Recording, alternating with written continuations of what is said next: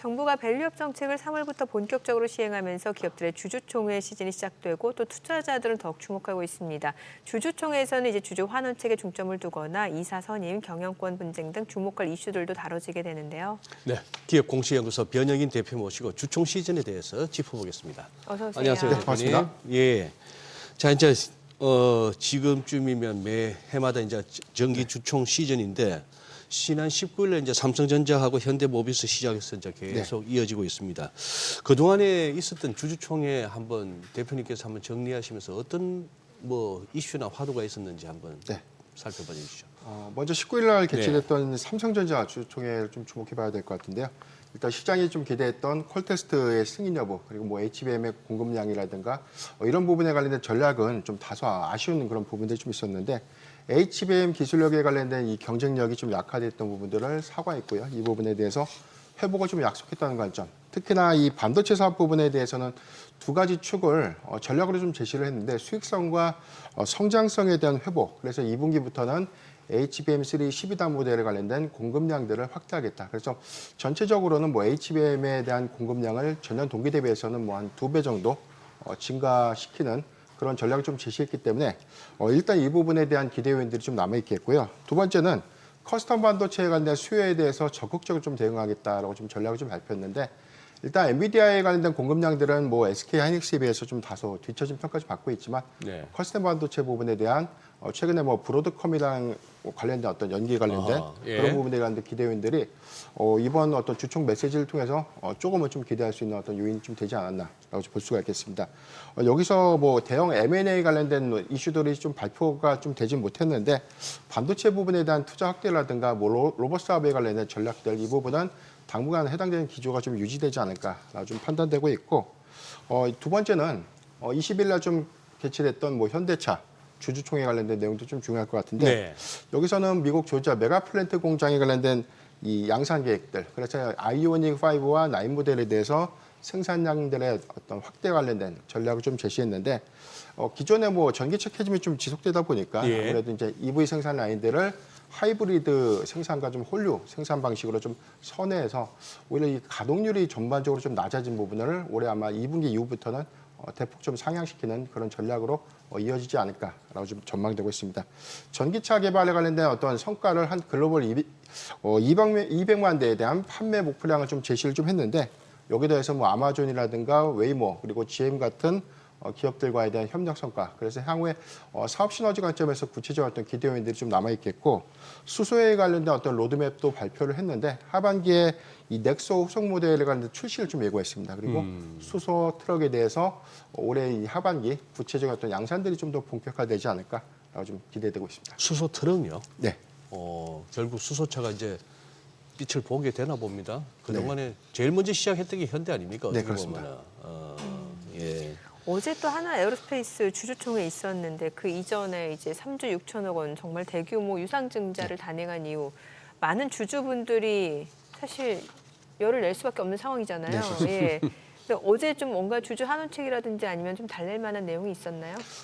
결론적으로 좀 말씀드리면 이게 투자자들의 입장에서 이게 좀 만족할 만한 메시지였는가라는 부분에 대해서 해석을 좀 해봐야 될 것 같고요. 두 번째는 지금 유중의 규모인데 3조 6천억이죠. 여기서 이제 시설 투자 자금이 한 1조 2천억 정도 투입이 좀 되고요. 타법인 주식 취득 자금이 한 2조 4천억대. 그래서 합산이 3조 6천억인데 이게 왜 투자자들의 좀 반감을 좀 사게 됐냐면 자금의 집행 계획, 증권신고서 내용 보면은 2027년부터 2030년도까지 중장기 자금 계획으로 좀 설정이 좀 되어 있습니다. 이 부분이 이렇게 많은 자금을 굳이 장기 계획 하에 움직여지는 자금을 선제적으로 지금 해야 되는 어떤 타당성이 좀 있는가라는 의문이 좀 리스크 요인으로 좀 부각이 좀 됐었고요. 두 번째는 여기서 이제 메시지에서 나왔던 내용에는 유상증자의 필요성에 관련해서 뭐 계속해서 좀 재차 언급이 좀 됐는데 유럽 연합이 군수물자를 이제 자체적으로 좀 조달하고 있는 이 블록화를 좀 대비하기 위해서 현지의 어떤 생산 설비라든가 투자를 좀 더 가속화해야 된다는 명분을 제시를 좀 했지만 이에 따라서 뭐 신속한 투자 여부 이런 부분들이 주주들의 입장에서는 뭐 크게 어떤 이 반응을 좀 이끌어내기는 좀 역부족이 아니었나라고 좀 판단되고 있습니다. 이번 유상증자를 통해서 이 전략적으로 좀 제시했던 부분이 2035년도까지 매출 70조 그리고 영업이익 10조를 좀 제시를 했기 때문에 이에 따라서도 뭐 주주 가치를 좀 보호하겠다라고 좀 언급을 했지만 이 부분에 관련된 가시성 있는 성과들은 앞으로 수주의 연동 성과로 좀 입증을 좀 해봐야 될 것 같고요. 여기 더해서는 뭐 증권사의 최근 어떤 시각도 계속해서 좀 회의적인 반응들이 좀 나오고 있기 때문에 전체적으로 뭐 TP도 좀 내려간 상태 또는 뭐 투자 의견이 좀 하향되고 있는 그런 부분들은 다소 좀 아쉽기 때문에 당분간 어떤 조정세는 좀 더 이어지지 않을까라고 좀 판단하고 있습니다. 아니 대표님, 네. 요거는 좀 여쭤보고 가고 싶은데요. 지금 하나에어로스페이스 3조 6천억. 네. 그런데 지금 아까 설명하시기를 설비 투자가 네. 그 돈 가지고 1조 2천억 원 설비 투자하겠다. 네네. 그거는 뭐 주주 입장에서 그래 뭐 앞으로 사업 전망도 좋고 네. 뭐 양산 체제를 갖추려면 되는데 네. 2조 4천억이 탑업인 네. 이 탑업인이 혹시나 또 하나그룹 내에 다른 그겁니까? 아니면 진짜 뭐 한화가 아닌 다른 쪽입니까? 그것까지도 알 수 있나요? 증권신고서에 대한 내용을 보면 이제 네. 해외 법인입니다. 해외 해외 법인? 법인에 대한 이 방산업체를 인수하거나 내지는 그런 거. 예, 네. 현지와 관련된 부분들인데 이제 세부 사항들에 관련된 증권신고서에 대한 내용들은 너무 좀 리즈너블하게 좀 다뤄지다 보니까 딥한 내용들에 대한 부분들은 향후에 뭐 IR이라든가 그리고 예. 이게 자금 계획이 예. 단기적으로 본 게 한 2027년 실행이고 예. 장기적인 게 한 2030년, 2031년도까지도 포진되고 있기 때문에 예. 이 부분은 앞으로 예정되는 자금이라서 명확한 어떤 이 출처 부분들은 향후에 좀 더 디테일하게 좀 공개가 좀 되지 않을까라고 좀 판단하고 있습니다. 네. 그리고 어제 또 하나금융지주 정기주총 진행을 했고 이제 오늘은 보니까는 뭐 KB, 신한, 우리금융지주 주주총회가 예정되어 있는데 금융권의 지금 뭐 슈퍼 주총 기간이라고 해도 과언이 아닐 것 같은데 여기에서 뭐 관전 포인트 있을까요? 네, 일단 4대 금융지주사들이 이번에 이제 주총에 다 몰려 있고요. 어제 경우에는 하나금융지주가 주총을 했는데 오늘 KB금융, 신한지주, 우리금융지주가 주주총회를 좀 앞두고 있고 공통된 안건 중에서는 내부통제위원회 신설을 위한 정관 변경 안건들이 4개 사들에 모두 다 이제 포함이 좀 됐고요. 사회사 선임 안건, 이 부분들은 뭐 임기 만료에 따라서 선임 요건들을 좀 정족수를 좀 채우고 있는 그런 부분들이기 때문에 이 부분은 좀 특별하지는 않을 것 같고요. 관전 어제 좀 발표됐던 부분들이 하나금융지주의 이제 회장의 재선임 여부, 그러니까 연임 여부가 좀 주목되고 있었는데 대체적으로는 뭐 작년에 어떤 사상 최대 실적 기조라든가 전반적인 어떤 영업 실적들을 좀 감안했을 때 재신임은 좀 유력하지 않을까라는 전망과 좀 동일하게 2회 연속 재선임에 좀 성공하는 모습을 좀 보였습니다.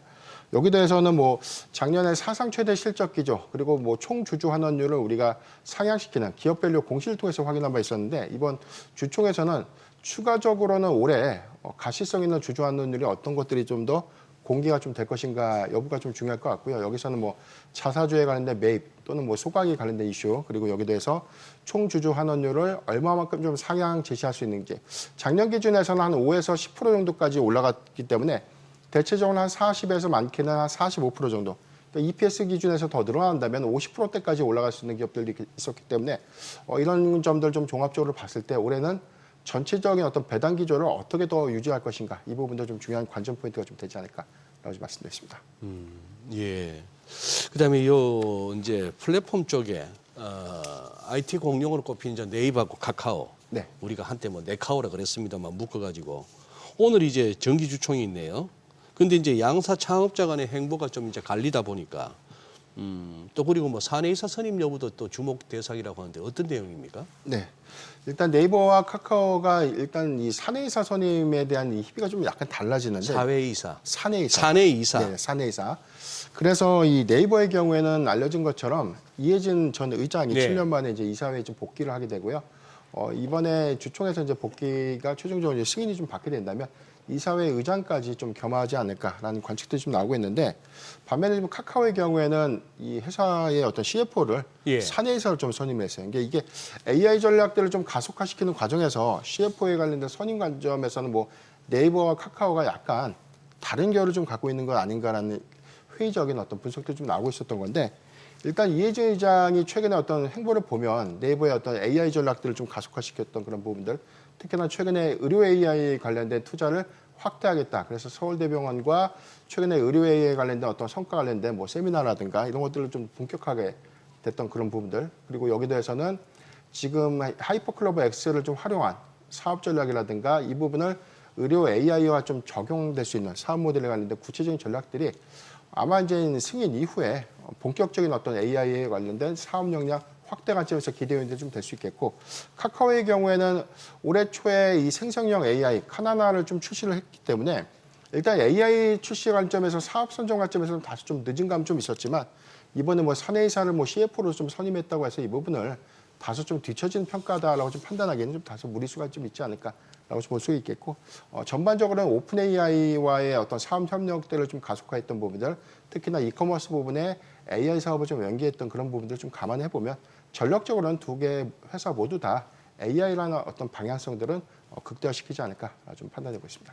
네. 대표님 설명 들으면서 이렇게 자료 화면 보다 보니까 그 옛날 스티브 잡스나 요즘에 젠슨 황 같은 사람들의 그 어떤 프리젠테이션이나 이렇게 공개적인 장면들을 보면서 그 사람들의 아우라가 참 대단하다는 느낌이 드네요. 아쉽기도 하고 우리는 그런 모습들이 좀 네.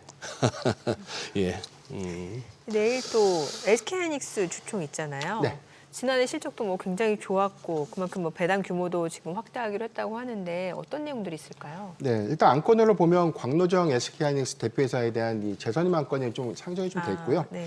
작년에 이 성장 기조를 좀 감안했을 때 뭐 재선임이 좀 유력하지 않을까가 좀 전망되고 있는데, 여기서 우리가 삼성전자 주주총회에서 우리가 좀 확인했던 메시지처럼 SK하이닉스도 주주 간담회를 통해서 오히려 이제 사업 전략들이 좀 더 본격적으로 그리고 좀 공격적으로 좀 제시되지 않을까라는 기대요인들을 좀 주목해봐야 될 것 같습니다. 엔비디아가 지난 GTC 2025 행사에서 좀 공개됐던 이 하반기 출시 예정인 뭐 울트라, 블랙의 울트라에 관련된 출시 가속화 부분들은 HBM3 12단 모델에 관련된 양산 물량들이 최근에 뭐 SK하이닉스가 시장을 빠르게 좀 선점하고 있는 부분에서 역시나 좀 우위를 좀 점할 수 있는 확률이 좀 매우 높다라고 볼 수 있겠고, 초기 흥행 기조를 좀 감안해 보면 블랙에 이어서 블랙의 울트라 역시도 초기 양산 수요를 일부 좀 개선시키는 그런 모습으로 좀 이어진다면 오히려 공급량 확대 관점에서 충분한 기대 요인들이 좀 되지 않을까라고 좀 판단해 볼 수 있겠습니다. HBM4에 관련된 모델 이 부분도 좀 중요할 것 같은데, 개발 성과 관점에서도 뭐 삼성전자보다는 좀 더 빠르게 뭐 HBM4에 관련된 16단 모델을 샘플링했다는 부분들에 대한 소식도 좀 전해지고 있기 때문에 개발 성과 관점에서도 이번 주주총회에서 상당한 좀 도움이 좀 되지 않을까 좀 판단해 보겠습니다. 지금 이것도 참 여쭤보기가 좀 거시기하네. 이 고려아연 말입니다. 이거 경영권 문제 이거 아직 끝이 안 났죠, 대표님? 네, 그렇습니다. 그러면 이달 말에 정기주총 예정돼 있고, 그러면 영풍하고 이제 MBK 측하고 이제 의결권 대결을 펼친다, 뭐 이런 얘기죠. 네, 이 MBK가 지금 저 홈플러스 거기도 MBK 아닙니까? 네, 같은 쪽입니다. 네. 야, 뭐 MBK 그래요. 지금 어떤 상황입니까? 네, 일단 지난 임총에서에 대한 내용들을 보면 이 고려한 사측이 영풍에 대해서 이 상호주라고 좀 불리우는 이 부분에 대해서 의결권을 좀 제안했어요. 이 부분을 회사 측에서 제안하면서 임시 주총이 좀 끝났고, 그래서 이제 영풍과 MBK 측에서 의결권 제안은 좀 부당하다라고 해서 네. 법원에 소송을 좀 제기했습니다. 그래서 의결권 허용 가처분 신청을 좀 했고, 현재 이게 서울중앙지법에서 심리 중에 있습니다. 그래서 아마 해당된 내용들은 정기주총회 이전에 좀 판결 결정이 좀 날 것 같은데, 예. 현재 지분율을 보면요, 영풍과 MBK 측이 46.7%를 좀 보유하고 있고, 고려아연의 이 최은범 회장 측이 39%를 좀 보유하고 있기 때문에 아마 이 의결권에 관련된 제한 여부, 이 법원의 판결 결정의 여부에 따라서 이사회의 구성 요소가 좀 달라지지 않을까. 그래서 만약에 이제 법원에서 이 의결권 허용을 인용하게 된다면 25.4%에 대한 의결권 해제 조치가 다시 좀 부활하는 것이기 때문에 영풍과 MBK 측이 다소 좀 유리한 고지를 좀 밟을 수 있겠고요. 반대로 그래요? 예. 법원에서 좀 기각을 하게 된다면 네. 이 고려아연의 이 최은범 회장 측이 승기를 좀 더 잡으면서 이사회 구성을 당분간 더 유지할 수 있는 가능성이 좀 높지 않을까 좀 판단되고 있습니다. 대표님, 이거 뭐 답변을 안 하셔도 되고, 네네. 고려아연 이거 주가 측면에서 이거 한 번 더 꿈틀거릴 여지가 있습니까? 저는 사실 이제 제한적으로 봅니다. 결론적으로 좀 말씀드리면 주가는 일단 고려아연의 주가가 좀 상승하게 된 배경을 좀 보면 네. 장내 지분 경쟁에 관련된 심화 부분들이 단기적인 어떤 수급을 좀 이끌었다라고 볼 수가 있겠고, 네. 볼 수가 있겠고, 지금은 임시주총이 확정됐고 그다음에 임시주총이 끝나고 난 이후에 정기주총을 좀 앞두고 있는 그런 상황이기 아하. 때문에 예. 우리가 의결권이라고 하는 것은 해당되는 기준일의 주주가 표를 행사할 수 있는 거죠. 예. 의결권을 좀 행사할 수 있는 예. 거죠. 현재 내가 오늘 주식을 샀다고 해서 의결권을 정기주총에서 행사할 수 있는 게 아니라 기준일 시점까지 보유하고 있던 주주들에 한해서 의결권을 좀 행사할 수 있는 차이가 좀 있기 때문에 앞으로 이 경영권 분쟁에 관련된 의결권 대립이 조금 더 장기화가 되면서 장내 매수라는 이런 경쟁 심화가 조금 더 이루어진다면 기대 요인들이 좀 될 수는 있겠지만 저는 상당히 좀 제한적이라고 봅니다. 이게 자금의 어떤 투입 요소들이 무한대로 장내 매수를 할 수 있는 여력은 좀 아니기 때문에 네. 해당되는 기대감들은 일부 좀 반영이 됐다라고 저는 판단하고 있습니다. 네.